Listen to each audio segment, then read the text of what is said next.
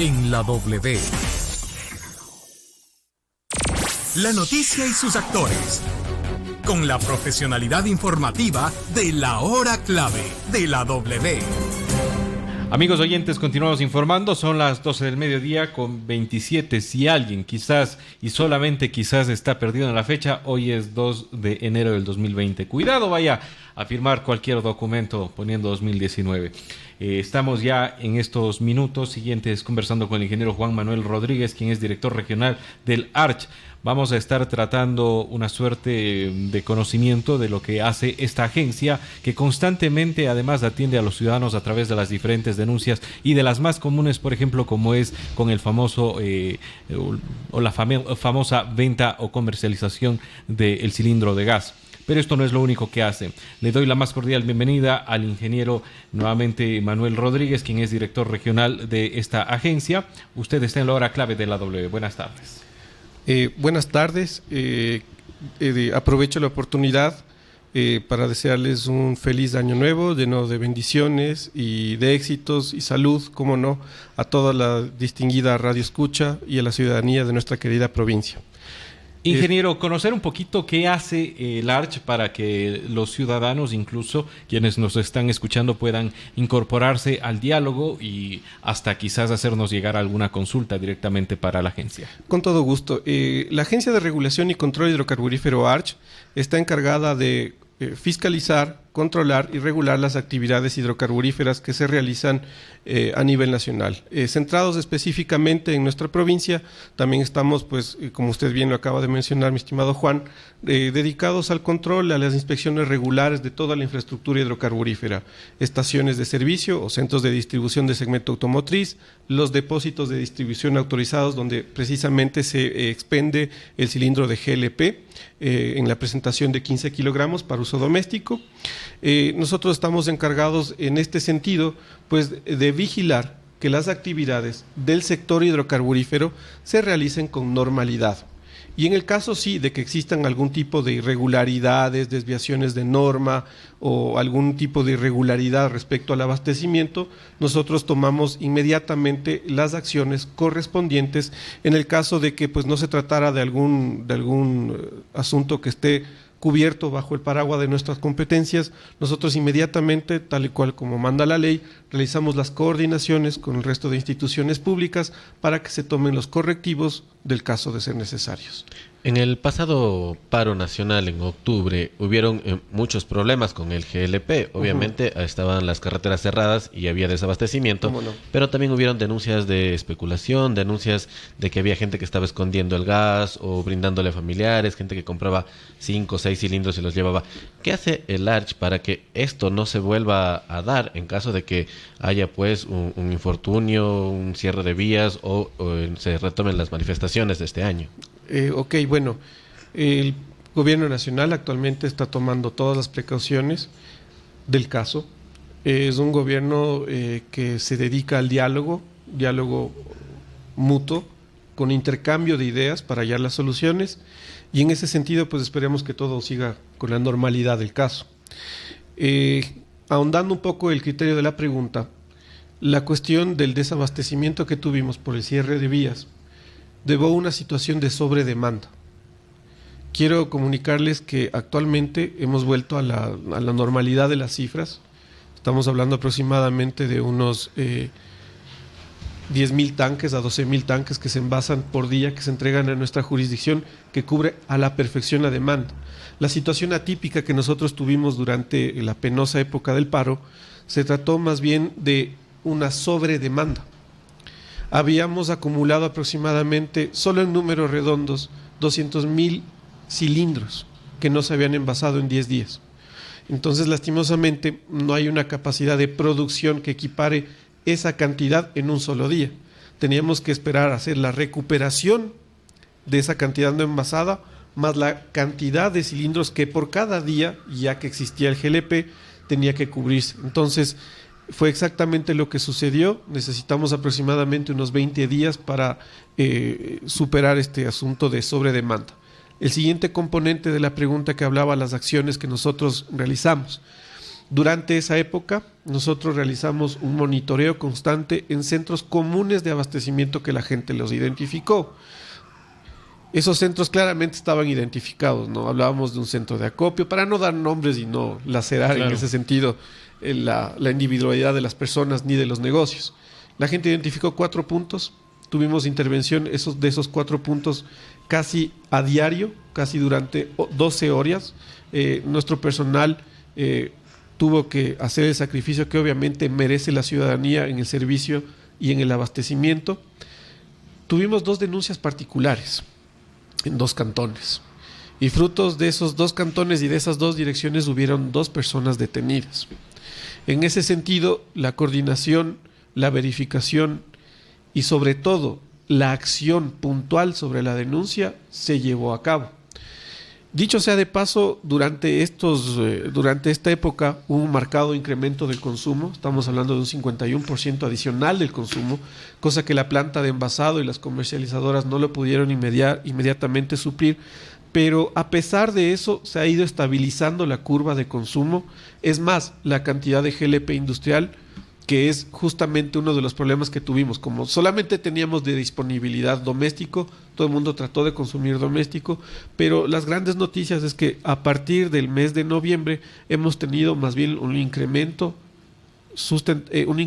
en el tiempo de este consumo. No llegamos al 1 porcentual, porque este producto subsidiado también lo utilizan locales que tienen el RISE, régimen impositivo simplificado ecuatoriano, que en virtud de las ganancias declaradas les hace usuarios directos de este carburante subsidiado. Pero sí comentarle a la ciudadanía que el producto está siendo abastecido con normalidad, que ha habido incluso un incremento a lo largo del tiempo que se ha ido manteniendo del consumo de GLP industrial. Entonces esto a nosotros nos dicta que la situación se ha ido de a poco normalizando y que es más, las personas que antes consumían industrial, que dejaron de hacerlo por la emergencia, nuevamente lo han vuelto a realizar. Entonces es una situación que levemente nos da la calma por ahora.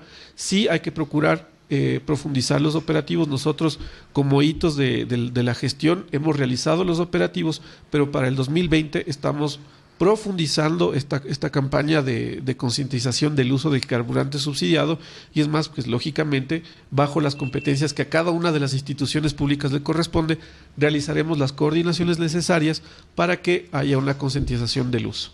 Estamos conversando con el ingeniero Juan Manuel Rodríguez, quien es director regional del ARCH, sobre varios temas que realiza esta agencia de regulación. Aunque no es de su competencia, seguramente estarán un poquito más enterados y nos podrán dar pistas de cómo avanza tras la declaratoria de emergencia el producto Pascuales Cuenca. Esto con la finalidad de en algún momento restituir el funcionamiento de este centro de almacenamiento del GLP, que finalmente bien nos viene a los cuencanos y hubiese servido bastante durante el paro nacional.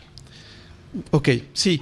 Dentro de uno de los temas de alerta, dentro de los hitos de gestión del año 2019, nosotros hemos realizado no una, sino varias comunicaciones, además de varias reuniones de trabajo y socializaciones para que Petroecuador, conforme el mandato de la ley, nos dicte de qué manera van a reposicionar el funcionamiento para la recepción de GLP. Aclararle a la ciudadanía y a todos quienes nos escuchan también que el poliducto sí opera, que permite la recepción de todos los productos que se comercializan en nuestra jurisdicción, los 2 tipos de diésel, la gasolina con la premezcla que se denomina, que sirve para la elaboración de la gasolina denominada Ecopaís. También transportamos súper. El poliducto opera con normalidad. La dificultad que tiene el terminal actualmente es que toda su estructura necesita ser evaluada para determinar cuál es la solución de carácter civil constructiva que permita la estabilización del talud donde se posicionan las 2 esferas. Actualmente es una porción de terreno que no es estable, que no garantiza la recepción como tal. Entonces, este componente de orden civil, técnico, estructural, de estabilización del talud, Petroecuador ha recibido consultorías, ha recibido socializaciones y sobre todo, lo más importante, lo hemos dejado de lado, dar el seguimiento necesario para que Petroecuador nos diga de qué forma va a estabilizar este talud para que continúe la recepción de GLP. Pero sí, por favor, todos con tranquilidad, entendamos que el poliducto funciona, recibe los productos limpios. El que no está recibiendo es GLP, pero es por una cuestión de estabilidad del talud. La infraestructura está ahí y opera. Necesitamos que Petroecuador reciba todo ese acervo técnico necesario para que, obviamente, de la forma que se decida la solución más adecuada, se continúe con la recepción de GLP. Uno de los temas que más es pronunciado por la ciudadanía, que más se denuncia, es el respeto al precio oficial del GLP, sobre todo en los vehículos que entregan este producto a domicilio. ¿Cómo se está controlando? ¿Y cuál es el precio máximo de entrega a domicilio, si es que lo hay, y el que pues se vende en cada una de las distribuidoras? Ok, muchísimas gracias por la pregunta. Aquí hay que aclarar algunas instancias respecto a este problema, ¿sí? La primera es, ¿qué dice la ley? El decreto ejecutivo 338, en el artículo 9, establece el precio de venta de GLP en el espacio físico denominado depósito de distribución. ¿Sí? En este decreto claramente se establece que el precio es 0,1066667, mil disculpas, centavos de dólar por kilogramo. Si esa cantidad ustedes le multiplican por 15, les va a dar $1.60. Y ese es el precio oficial de venta dentro de un depósito de distribución. Respecto al irrespeto del precio oficial dentro del depósito de distribución, por favor no nos vayamos a confundir con estos sitios que aparentemente fungen las funciones de depósitos, y cuando nos han llegado las denuncias hemos ido y resulta que no es. Y ahí tenemos otra instancia del problema. Regreso a lo inicial. Está determinado el precio, el espacio físico, y el irrespeto del mismo obedece a una sanción administrativa que, conforme la ley de hidrocarburos, establece un volumen a pagarse por esa infracción. O sea, yo voy, verifico que el precio no se ha respetado e inmediatamente procedemos con la sanción administrativa, y la persona, el sujeto de control, deberá ajustarse a una sanción administrativa que normalmente se traduce en una multa. Es una multa bastante elevada. Estamos hablando aproximadamente, bueno, con el nuevo cálculo del nuevo salario, claro, variará, obviamente, como todas las multas en nuestro país. Así es. Entonces, estamos aproximadamente hablando de unos $9,000 por este irrespeto. Primera cosa. Segunda cosa, cuando un vehículo autorizado realiza la distribución en todas las a la ciudadanía en general, la venta a domicilio, como se lo dice, ¿no? Exactamente, a través de un vehículo autorizado, venta a domicilio, puerta a puerta, o como queramos entender esta circunstancia de la cadena de comercialización, no hay un precio fijo. Esto quiere decir que obedece a libre oferta y libre demanda. Pero este precio, lastimosamente, no está regulado. Esto significa lo siguiente: si yo he decidido que mi precio, en mi nicho de mercado que yo atiendo con venta a domicilio, la persona usualmente me paga $3.50, por decir cualquier cosa, no es ese el valor, por favor, eso entendámoslo todos, pues si yo encuentro a alguien que me pague en $3.50, me paga. Aquí entra el componente de libre oferta y libre demanda. No, yo no quiero pagarle a usted $3.50. Yo me acabo de enterar que otra persona vende en $2. Le compra el de $2. Le compra el que vende el $2.50. Entonces, este juego de mercado ha hecho que no haya una regulación sobre ese precio, sino que el mercado lo autorregule. O sea, si yo tengo un nicho de mercado de venta a domicilio donde hay un sector de la población que me lo compra en $2.50, pues me lo compra en $2. Porque si yo intento venderlo en $3, no me van a comprar y van a preferir llamar a otra persona. Entonces, ese componente no lo tenemos.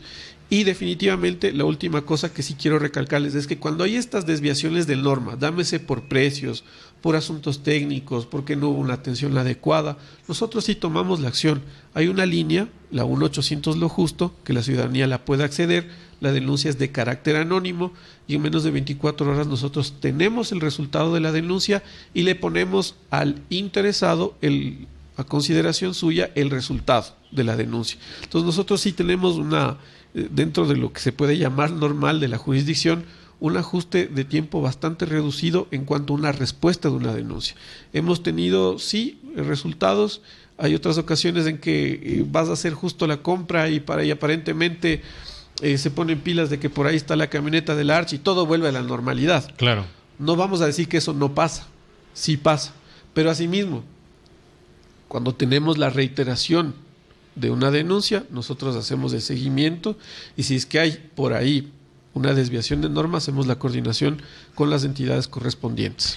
Ingeniero, ¿se ha pensado quizás sugerir la regulación del precio a la venta al público a domicilio para evitar que en algún momento también se exagere vendiendo y quizás por la necesidad se termine pagando?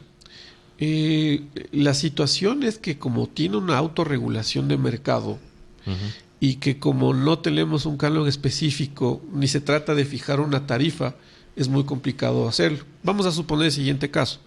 Una cosa es distribuir GLP aquí en la Remigio. Ajá. Y otra cosa es en Sayausí. Así es.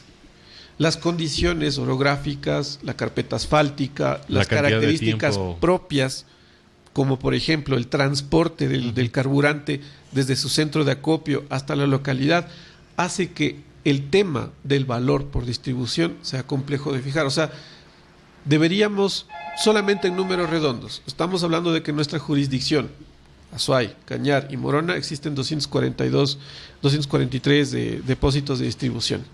Suponiendo que todos y cada uno de ellos tenga solo un vehículo, deberíamos tener 242 fijaciones de precios distintos, en números redondos. Porque cada uno obedece una realidad distinta. Y sobre todo, en ese mismo sentido, es que el mercado mismo regula el precio. Si yo ya estoy acostumbrado a recibir mi tanque en $2.50, en $3, es porque yo ya he tenido una especie como de acuerdo con la persona.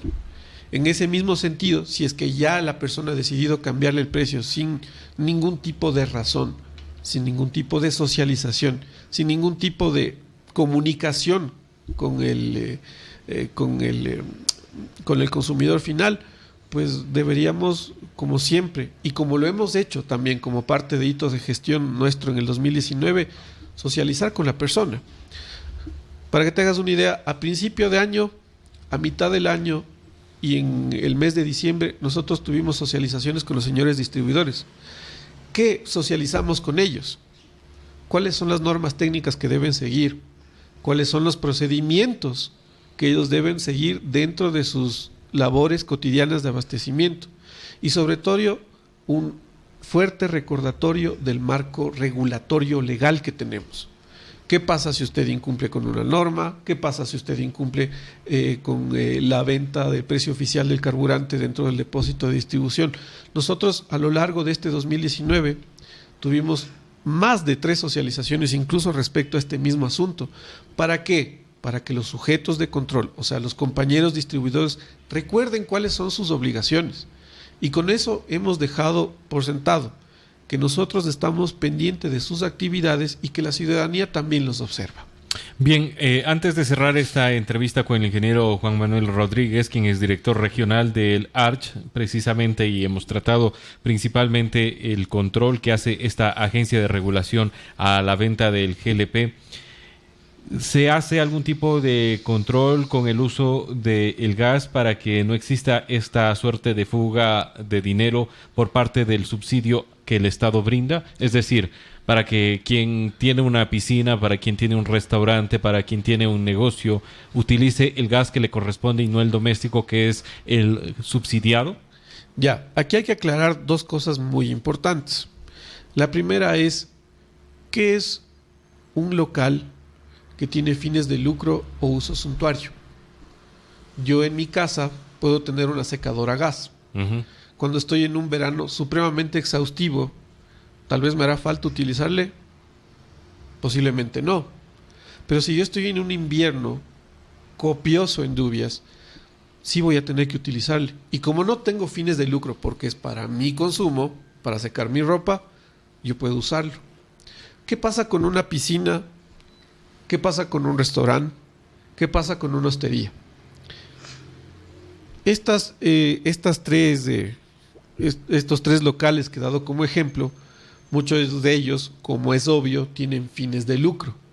Pero si tienen fines de lucro y tienen una categoría RICE 1 o 2, pueden hacer uso del carburante subsidiado. Es decir, artesanales. Muy bien, porque eso es lo que exactamente estamos tratando de explicar con el régimen impositivo simplificado ecuatoriano, categoría 1 y categoría 2. ¿Qué pasa con los que no? La ARCH tiene competencia sobre las actividades lícitas. Esto es, cuando un sujeto de control activo de la ARCH está dejando, tal y como pasó en estos 2 operativos que hicimos durante el periodo tan complejo que vivió nuestro país en el mes de octubre, nosotros somos testigos de esto, nosotros hacemos la coordinación y la persona pasa a ser parte del debido proceso en el presunto caso de haberse observado un delito hidrocarburífero. El Código Orgánico Integral Penal establece en los artículos, si mal no recuerdo, desde el 264 hasta el 270, tipifica todos los delitos hidrocarburíferos. No solamente transporte ilegal, sino comercialización en un segmento no adecuado. Entonces, cuando nosotros tenemos la presunción de este delito, nosotros realizamos la coordinación con la Unidad de Investigación de Delitos Hidrocarburíferos, la UIDH, y ponemos en conocimiento de ellos para que se levante la investigación del caso. No nos olvidemos que como estamos en un Estado de Derecho, todas las personas tienen derecho justamente a un debido proceso. Entonces, en ese estado, nosotros hacemos la recopilación de la información, ponemos a consideración de que ella en sí tiene competencia para investigar un delito hidrocarburífero e inmediatamente se procede a la investigación. En ese caso, nosotros en el 2018 y en el 2019 tuvimos un par de denuncias en ese sentido. En el 2018 respecto a un hostal, en efecto el hostal no tenía RICE y procedimos al decomiso de los tanques. En el 2019 sí tuvimos un par de denuncias de ellas, fruto de eso hubo la detención de las personas. Para este año lo que nosotros pretendemos hacer es, como parte de enfocarnos y trabajar más respecto al incremento del consumo de GLP industrial, es una alta coordinación con las autoridades, para que no solamente podamos ir a verificar qué pasa, sino que haya el aspecto de la prevención del uso. Miren, aquí sí es importante, es una cuestión técnica. Cuando yo utilizo altos caudales y consumo de GLP con equipos de uso doméstico, yo tengo el riesgo de una fuga y de una deflagración de gas. Si yo estoy consciente de que necesito altos caudales, altos consumos, necesito de ley un cilindro especial con un dispositivo de alivio de fuga. O sea, una persona que está haciendo uso de GLP doméstico para grandes consumos no se da cuenta que está poniendo en riesgo su vida, la de las personas que le circundan y de sus activos. Es decir, en otras palabras, además de ahorrarse un poco de dinero, en realidad están cuidando su vida, la de los que le circunda y sus activos. Entonces nosotros lo que vamos a procurar hacer este año, como ya les digo, un enfoque que va a fortalecer nuestra presencia no solo en territorio, sino es una gran campaña de concientización del uso de GLP. Vamos a apoyarnos con todas las instituciones que nos correspondan, porque hay que seguir el debido proceso y tal y como está establecido en la Constitución y en el Código Orgánico Administrativo, la coordinación entre instituciones. Le agradecemos muchísimo al ingeniero Juan Manuel Rodríguez, quien es director regional del ARCH, con quien hemos conversado y hemos conocido quizás detalles que muchos pueden desconocer o pasarlos por alto. El mismo hecho y de los últimos comentarios que nos ha brindado el ingeniero Rodríguez del uso no adecuado, pero ni siquiera por ahorro, sino en la puesta de peligro no solo de sus bienes, sino de su propia vida. Le agradecemos muchísimo por su tiempo. Gracias a ustedes la oportunidad. Amigos oyentes, esta es la hora clave de la W. Regresamos para el tramo final. Gracias por sintonizarnos a través de la 90.1 FM. Inicia publicidad en la W.